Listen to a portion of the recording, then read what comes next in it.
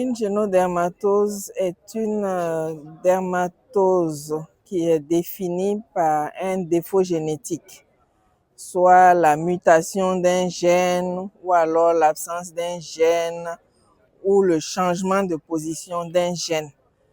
Et ça entraîne l'apparition de maladies cutanées. Les génodermatoses peuvent se manifester par toutes sortes de lésions dermatologiques.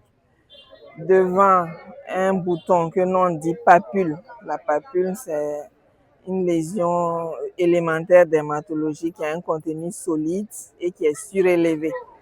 On peut évoquer une génodermatose. Devant une macule, la macule, c'est une tache qui a un changement de couleur. On peut évoquer une génodermatose.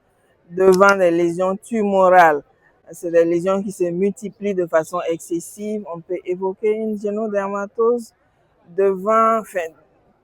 Toutes les lésions dermatologiques peuvent faire évoquer une génodermatose. Donc, c'est la manière dont ces lésions se disposent, les sites sur lesquels ces lésions se disposent, l'association de différentes lésions et l'âge de survenue de ces lésions qui orientent souvent vers une génodermatose.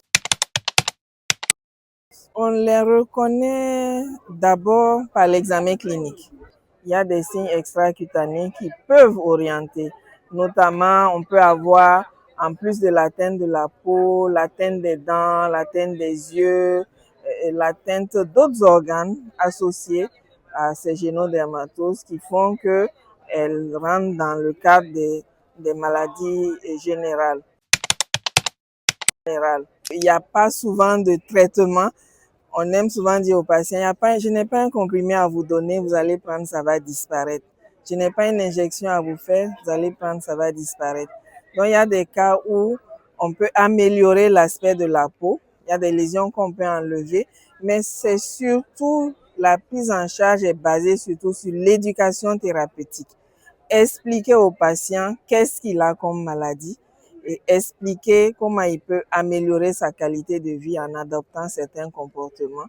Ces pathologies ne sont pas contagieuses, ce n'est pas des sorts qui ont été jetés, c'est des maladies qu'on connaît et donc ce n'est pas des patients qu'il faut rejeter, il faut au contraire les accepter et les accompagner.